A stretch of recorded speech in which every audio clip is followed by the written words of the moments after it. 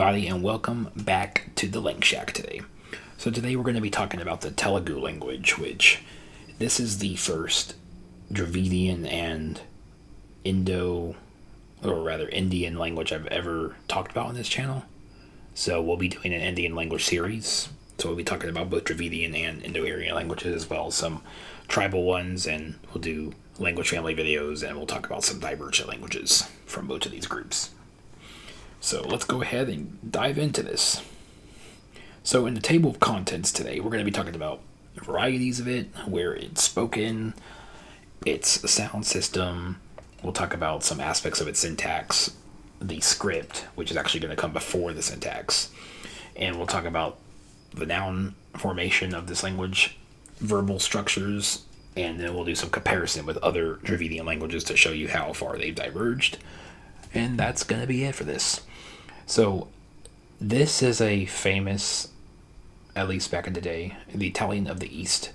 I like this phrase because this guy coined this phrase based on the fact that the language often ends in vowels like Italian.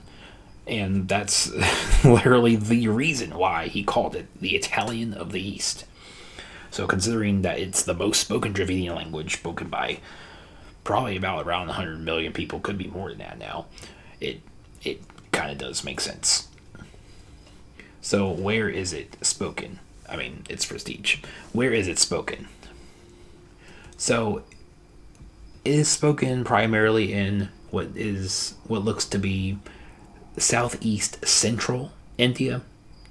So it's not the most southeast, but it's in the middle of that area, and it looks to be the northern fringes of what's typically considered as the traditional Dravidian homeland. There are a couple of Dravidian languages all the way out here, but those are northern Dravidian languages.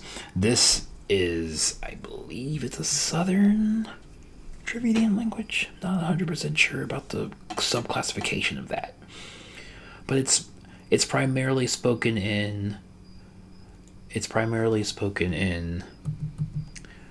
the Andhra Pradesh state and Telangana, or at least those political boundaries. I'm not sure exactly what they call those in India or Bharat, but it's spoken in those areas typically. And this is the most spoken Dravidian language, so it has about 100 million people on the entire planet, probably around 85 to 95 million people within the Indian subcontinent itself. And the oldest written record of Telugu, or either the reference to the Telugu people or the Telugu language, was founded in what's called the Aitareya Brahmana in the 7th century BCE. And I believe this was written mostly in Sanskrit, but it has Telugu written in it. And this is like a picture of that. And it's said to have split off of Proto-Dravidian around 1000 BCE. And the earliest known script of like straight Telugu writing is from what is known as the Bhati Prolu inscriptions. And you'll see a picture of that script in a second. This might be that script, but I can't remember if this is the Bhati Prolu or the Aitareya Brahmana. Not 100%, but this is the earliest form of Telugu writing. And the earliest form of Telugu writing, it came off of a script called, what was the script called? I believe it was like some like ancient Brahmi script, and then it developed into a Telugu Kannada script. And then it became the Telugu script today. We'll talk a little bit more about that in the next few coming slides. But in terms of the modern dialects, or varieties, there's typically the Costa Andhra dialect, which is this one, and then you also have to grapple with the fact that they have a Tollywood, their own film industry, which is basically the Bollywood, right, of Telugu. So it's Tollywood, and the dialect of the Vijayawada area is supposed to represent that, which I believe is spoken somewhere over here, if I'm not mistaken. Not sure. There's also a Telangana, which is the state with the next number of speakers in there, the second most spoken state. And then you have the Ralayasima dialect. I'm not 100% sure how you say that. And then you have some divergent dialects, such as the Guntur, which it's known for its distinct pronunciation. And then there's also varieties spoken in Tamil Nadu and Karnataka. And then there's also a divergent variety called Sri Lankan Telugu. So this, unfortunately, this has a derogatory, pejorative G word in here to refer to the modern Romani people of Europe and different areas of the world. And they referred to them, and I believe they're nomadic people, which might be why they had that G word right there. But I'm not going to say that here. That variety is probably on its way out. It's probably going to go dormant very soon. There's not a lot of speakers left, and there's probably the Sri Lankan government estimates that there's about 100,000 of them, like 100,000 Sri Lankan Telugu people, but a lot of them are calling themselves Sinhalas. But that's not my place to determine. I'm just saying that the amount of people that could potentially be speaking this language or who historically spoke this language is quite a big number compared to what is spoken there today. So now the sound system. All right. So the vowels, there's roughly 10 vowel phonemes. And there's 2 diphthongs, which, I mean, these are counted as the vowels here. So these are combinations of vowels. And there's not a lot of central vowels or mid vowels. But these are those vowels. Now, what I will mention is that vowel length is important in this language. So short versus long matters. Like, for example, kala and kala. I'm not sure if I'm saying that right. That is like a perfect example. And typically, the longer vowels, like you're not going to see this long vowel here at the end of a native Telugu word. If you do, it's most likely from Sanskrit or Indo-Aryan languages. And these are the consonants that are supposedly native to Telugu, not from Indo-Aryan or Sanskritized. It is said that Telugu is one of the more Sanskritized Dravidian languages, but I'm not 100% sure about that. I haven't really dived in. I've never studied Sanskrit or an Indo-Aryan language in depth, so I could not tell you myself. But they do have these dental sounds that a lot of Indian languages are known for. But you also have those same types of dental sounds are also in these with the aspirated variants. And there are a few notes here about allophones. So allophones being essentially consonants that are interchangeable. So if you have a word, right, this is the letter that it would be written with, or in standard pronunciation, this is what it would be. But this, I believe, is nya, and this is nga. So if you have a word that uses this sound by default, you can pronounce those with any of these. It's kind of like saying, you can say this, or you can say dis, right? You can say that, or you can say dat. Like, the duh and the th are interchangeable in that word, but the sounds are not interchangeable, right? It just depends on what dialect you're speaking about in English. Same goes with vowels, like the cot merger and stuff like that. Cot. And yeah, so that's that. So there are a lot of sounds, and this isn't the only Dravidian language that has this. Pretty much most of the Dravidian languages, not all of them, have this Sanskritized influence because of the extensive contact from Sanskrit and Indo-Aryan. That could be for religious reasons. That could be for the fact that there was just a lot of loads of contact over the past few thousand years, and so on and so forth. But this has more Sanskrit influence than other Dravidian languages, from what I understand. Now, information on this script called Telugu Lipi. And as I mentioned before, this was first found on what is known as the Bahati Prolu script. So there is a script known as the Telugu Kannada script, and Kannada is said to have broken off of this language within the last 1,000 years. Not 100% sure if that's true. That's just what it looks like. But they did share the same script for a few centuries. And the earliest Telugu inscriptions were from the 4th century BC.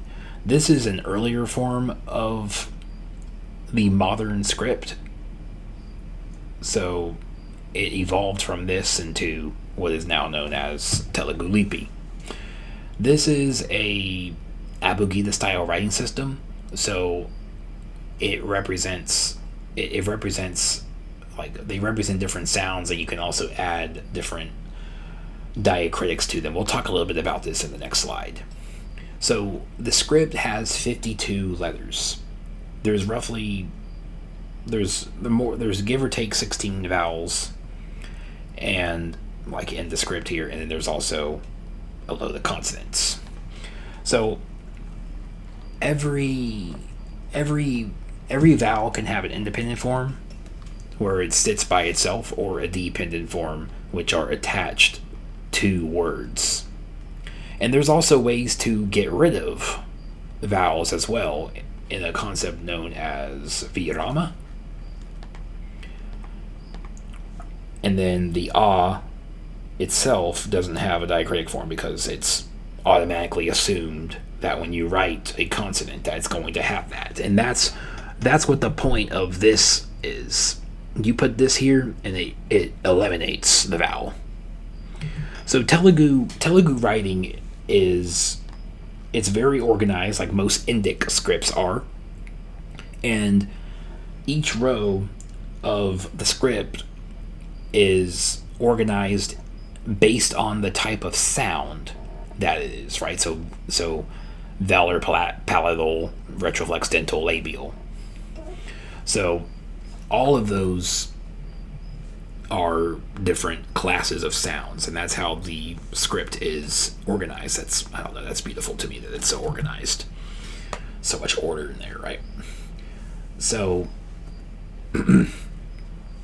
you can modify, as I mentioned before, you can modify these letters with diacritics to change the vowel.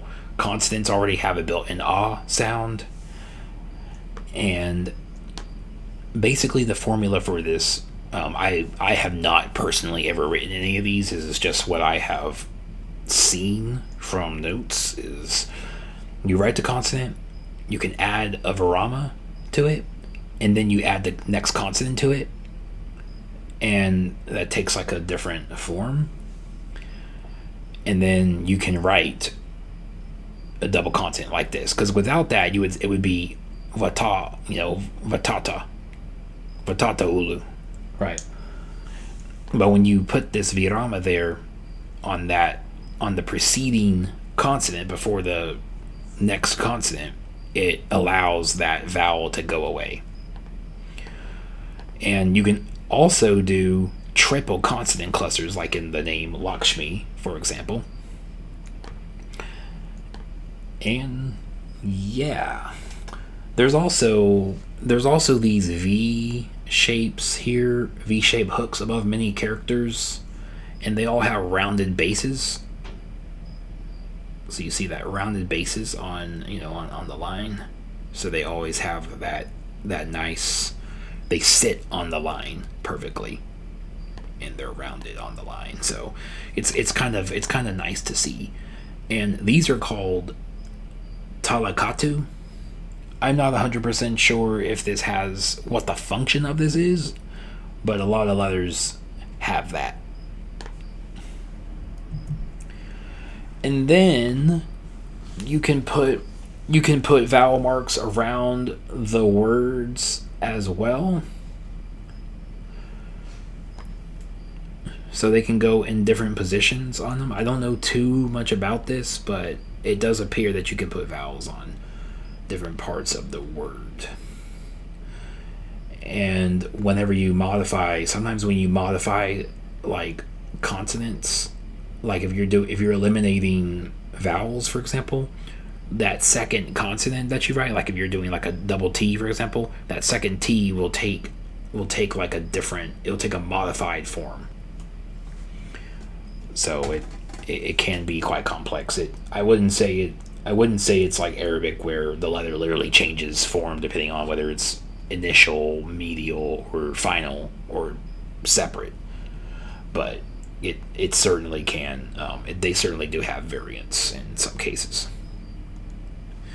All right. So the syntax. So this language follows a pretty strict, for the most part. I mean, there are cases where you can have different sentence orders, mostly for emphasis or for case marking, but this follows a subject object verb syntax, much like I believe a lot of Indo-Aryan languages do that. So that might be so Indo-Aryan languages may have taken that feature from these, but also I believe Indo-Iranian languages do that too. So it's not exactly that's not 100% accurate, but this same type of syntax exists in like languages like Japanese, Korean, and Turkish, where you have to nominalize verbs oftentimes if you're in a sentence, like the boy that walked. You have to essentially say went boy. But we'll talk about that a little bit later. So in this example here, you can see that they're essentially, for somebody like for saying that Ramu's reading a book, you would say Ramu book is reading. And so this is a fairly common syntax around the planet. And so there is some flexibility. So you can reorder these for emphasis. Case markers keep the roles clear for the most part. So you can switch ameno and put ameno at the front, whereas nenu is the subject. But you don't even have to say nenu, honestly, because it's a pro drop language, which means it's kind of like when you say, like in Spanish, when you conjugate a verb, you don't have to say the subject before it. That's basically what pro drop is, like in a nutshell. But adjectives, like words that you use to describe, those come before the word. So, pedapustakam, big book. It's not book big. It's not libro. It's not libro grande. It's grande libro in this language. And so another thing that this language does is they use postpositions, which is very common in agglutinative and polysynthetic languages.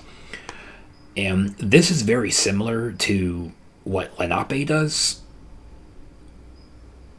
where you will put the ablative case at the end, and then you put the preposition after it. So it's like saying book from on. But in this language, it's to, right? This translates as to. So book to on.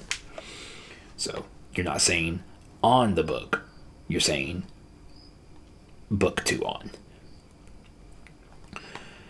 And as mentioned before, the boy who went boy, right? Or the school I attended, right? I attended school. Or the person spoke to person at that school at that school last year, spoke to person called on the phone called. That's essentially how you would have to say something like, I called that person I went to school with on the phone. So it doesn't really make sense in English because we don't talk like that. But in this language, as Korean does, or Turkish does with their di, where the thing I did or what I ate, for example, it's very similar to those noun descriptors. Berlina baludo. I know that's not correct. And then we have case markers. So this language does have like grammatical cases like Russian or German or Old English, for example, or Finnish with its 14 or 15 cases or so. So, and that just shows you what role it plays. So in this word here, you have that dative case, which I assume is key, right? And you can, and because key is on the word for school, you can move this word to the front. So you could say badiki atanu veltadu, right? Or you could say just keep it atanu badiki veltadu.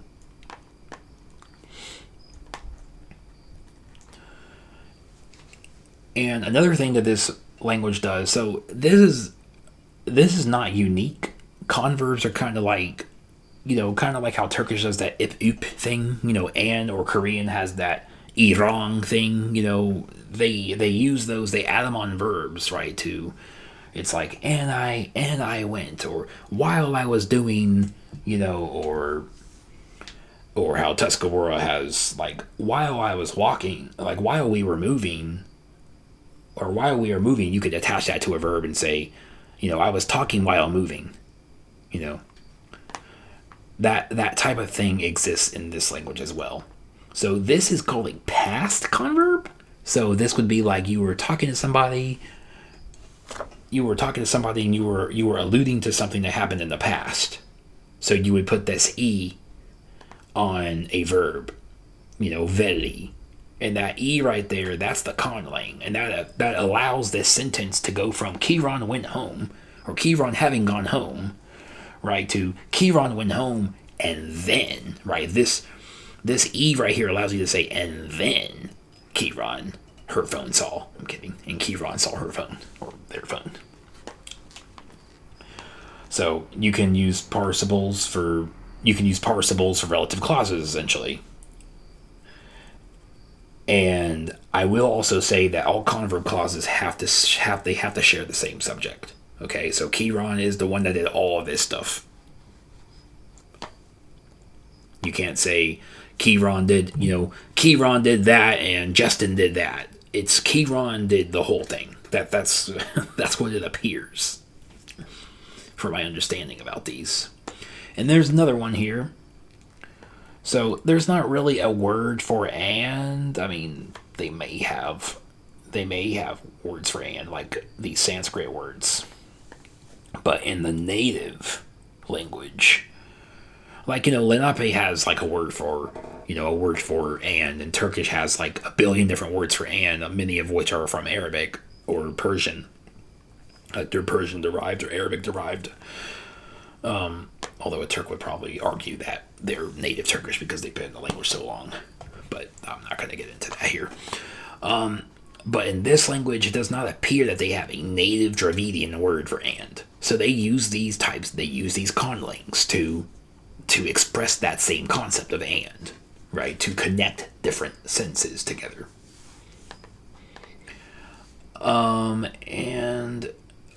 Pro drop is the next section. Okay, so how nouns work, right? So the Telugu gender system is a little bit. It kind of reminds me a lot of Lenape. Not Lenape. It reminds me of Tuscarora's noun system a little bit, where you have like masculine and then you have everything else. So females and animals and people that have alternate genders, so on and so forth. Animate objects, all of them are going to share that same thing, but that's for nouns. When you talk about verbs, or at least I thought it was different. Okay, I'm not going to say I know this section very well then. But that's what I meant, sorry. The plural has humans and non-humans, and then you have the singular, which is either masculine or non-masculine.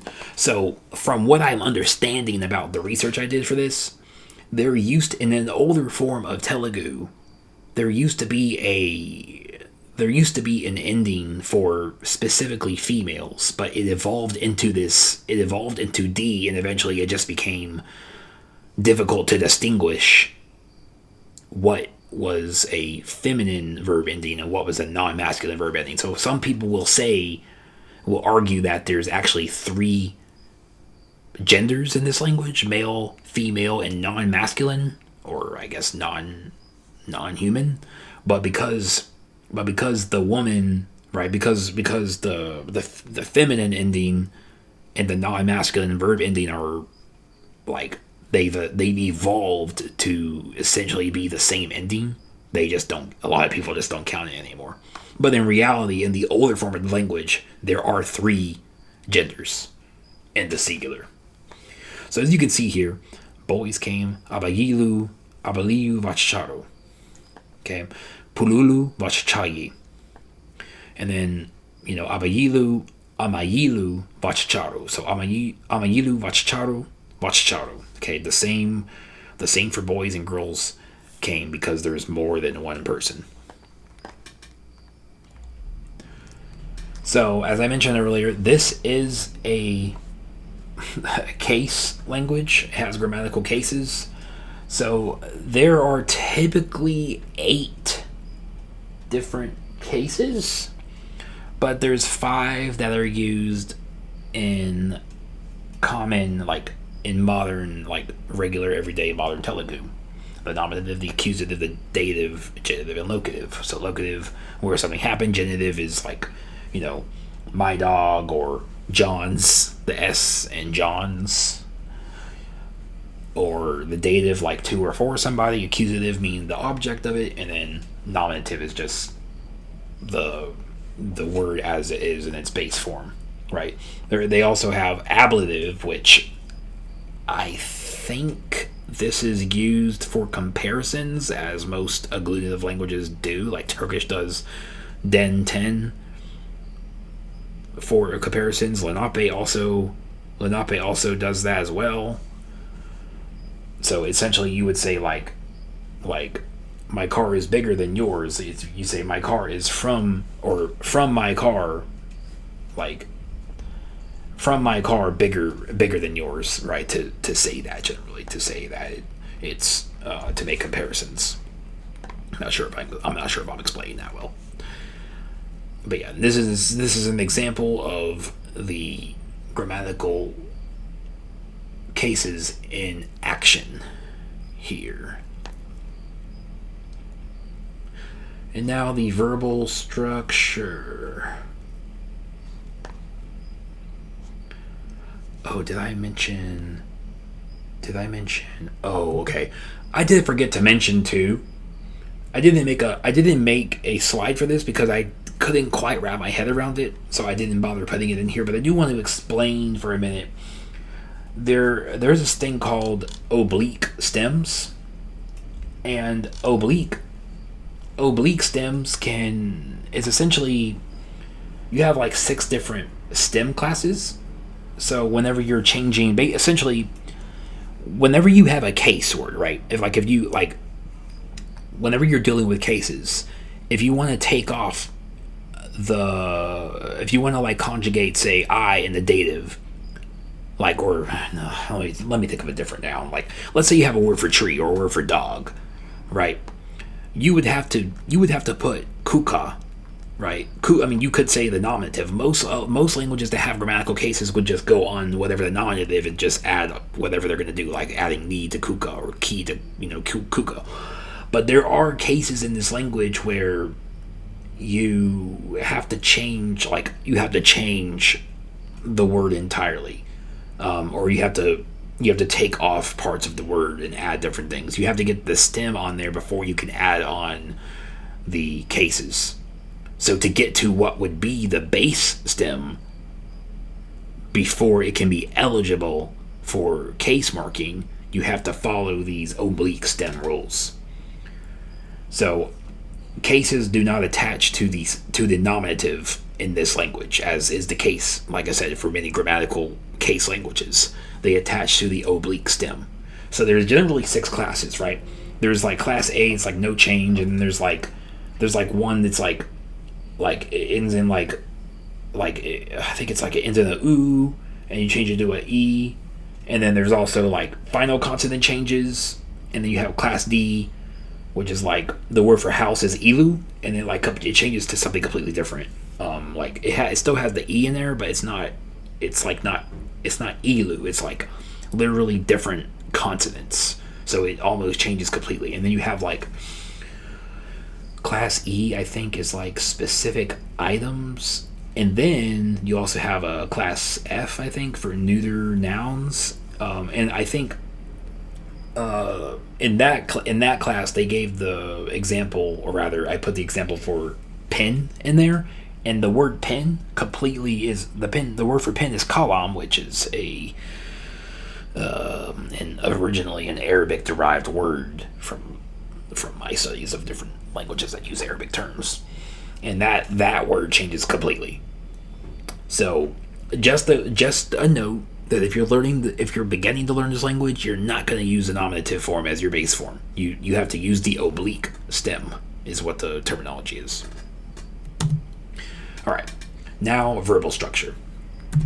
So the Telugu verbal system is extremely similar to how a lot of Native American verbal systems work.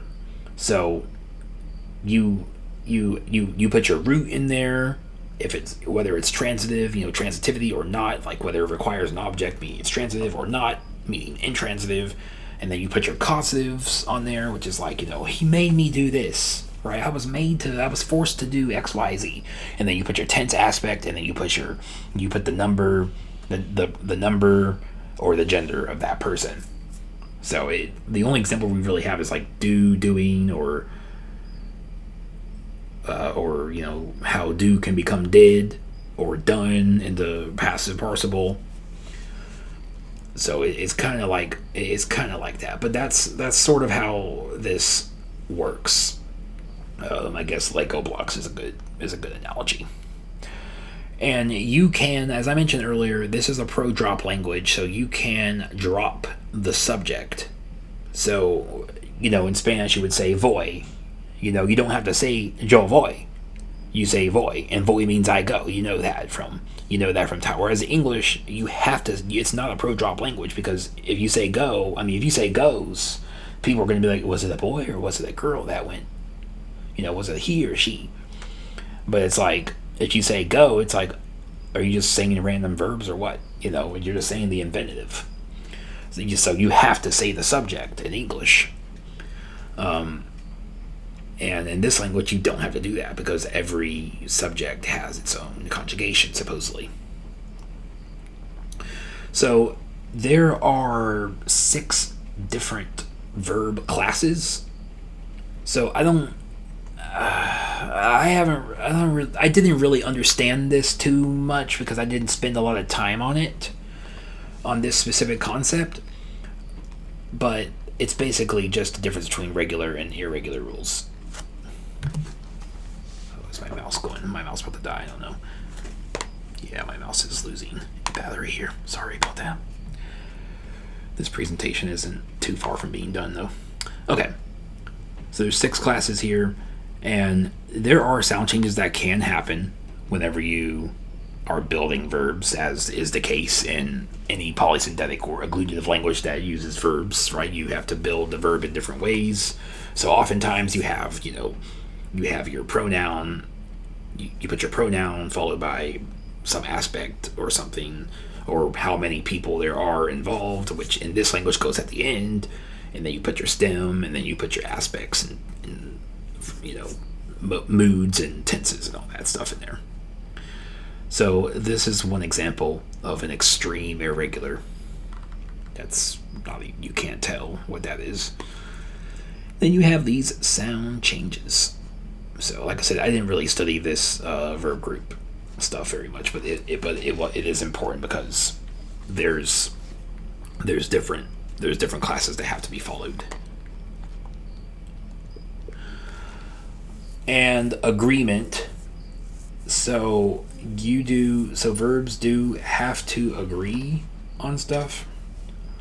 So if it's like you only have one, you follow that. If you have two or more, you follow that. If it's a human or a non-human, you follow that. So it's kind of like sort of like that. I also did not study this one very much as well either. This is just a feature of the language. But there is that person, number, gender agreement. So tense. So this language generally has three tenses. So there's going to be like the past, the present, and then you have the future, which also works with habitual, like things that you do regularly. And then you have aspect. So aspect is like how it unfolds, right? So you could be like serial, something that's ongoing. And serial doesn't exist in this language. That would be like continuous progressive. But the aspect is like they have like a basic action and then something that's just ongoing, and then whether something is done or not. So this would be like similar to Russian's perfective, where it's like a one and done deal. Imperfective, something that's going to happen. I don't know if they have an imperfective or not in this language, but I'm sure there's a way to express that. And then you also have mood. So you have these different ones. So hortative, I'm assuming, is like, this is kind of like that, suggestive. Let's do that. So in a lot of languages, though, hortative is also an it's also considered an imperative. So it really just depends. This is, I don't know what eat is, but this reminds me of dumb and the dumb suffix in Lenape. Dumb, which is like let's do something. Very interesting. Other sorts of verbs. So these don't function as your normal verbs. It's mostly just like infinitives, like nominalizing the verb for read into reading, and then converbs, as we've already discussed. Those just attach to certain verbs to make the sentence longer or to connect two clauses together. And then you also have your different particles that you can attach to words. Like I was saying, is similar to how Turkish and Korean have to nominalize verbs. Essentially, they have to turn verbs into, not nominalize. They turn the verbs into like adjectives that describe the action that person did that's interacting with the sentence, essentially.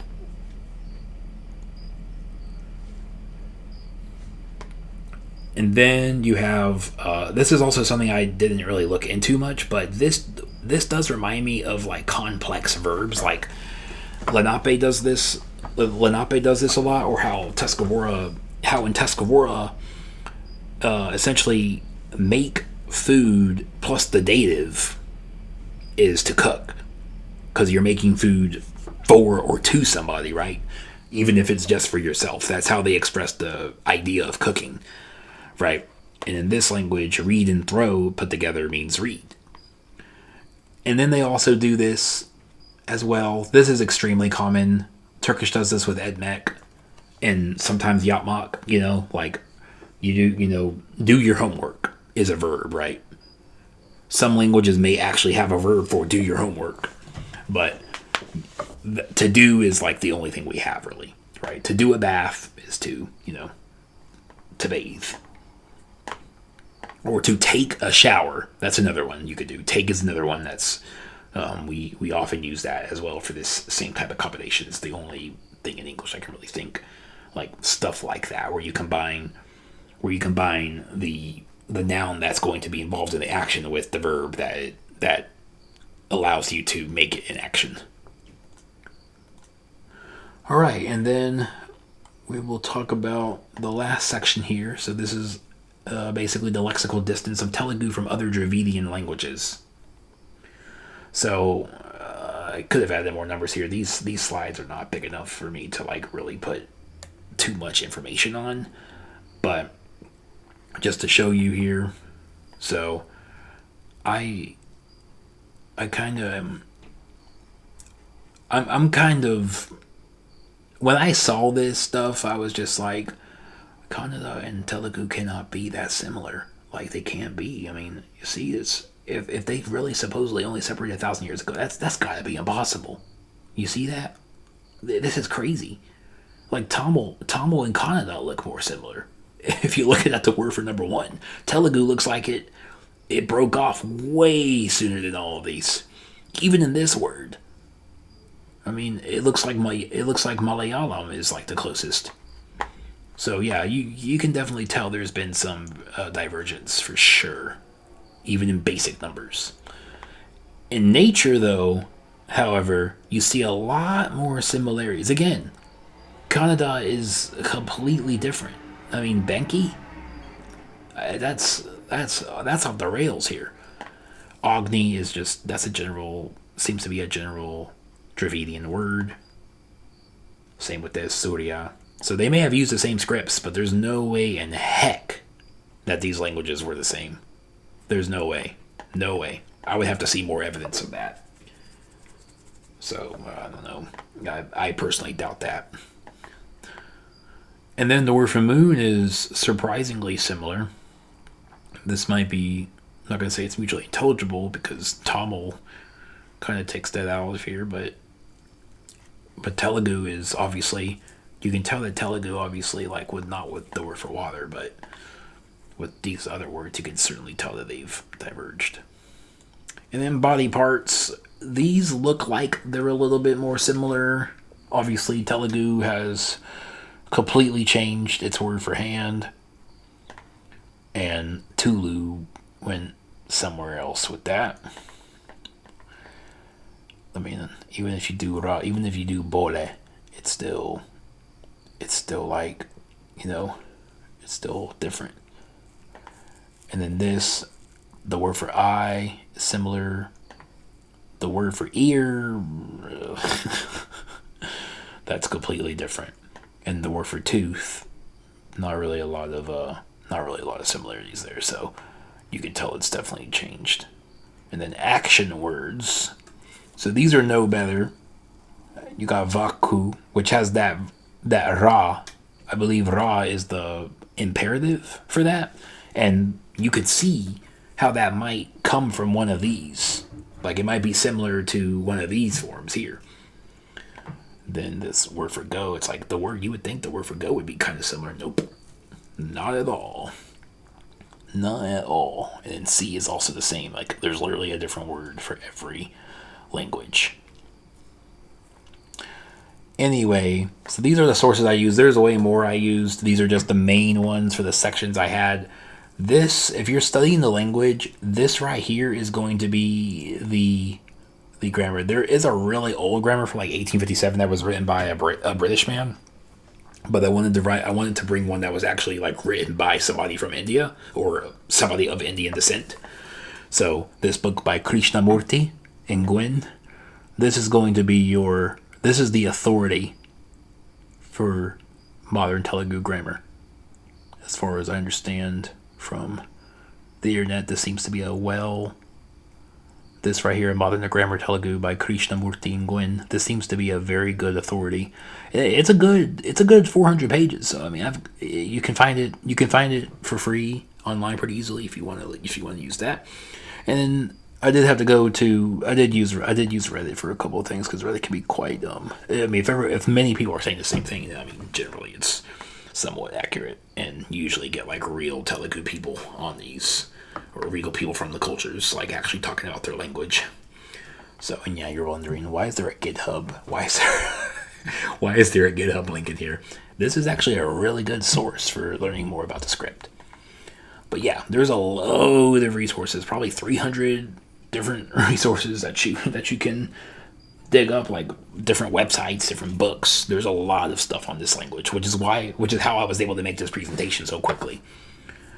Because there's so much information. Whereas with a language like Tuscarora, you got one grammar, which is extremely hard to get, and a dictionary, which is also extremely hard to find. Or with Lenape, you have to essentially dig, and then you have to figure out how the spellings changed between varieties to understand like what word maps to what. But This language is a lot simpler because it's spoken by 100 million people. Therefore, there's going to be a lot more stuff, and it's still alive today. So there's tens of millions of modern Telugu speakers that can help. But anyway, I'm gonna try to say this. Choosing nandaku dahanyavadalu. Okay. So thank you all for watching this. And as I said, I'm sorry that my depth on this language was not as deep as a lot of the languages that I have made presentations on, where I've geeked out for weeks, where I've only really been reading about this language for a couple days, and I practiced Telugu with like a Telugu person for like one day. They like gave me a crash course on, the basic syntax and a bunch of verbs and stuff. So that was like 3 or 4 years ago. So my knowledge is very limited. But I hope you all enjoyed this, and I will see y'all in the next presentation, which honestly I might honestly just go ahead and make the next one on Sri Lankan Telugu, just because I've got Telugu on my mind and I know how it works now a little bit. I'll have a little bit better of a understanding for the next video. So if you've watched up to this point, thank you for your support, and I will see y'all in the next video. Thanks.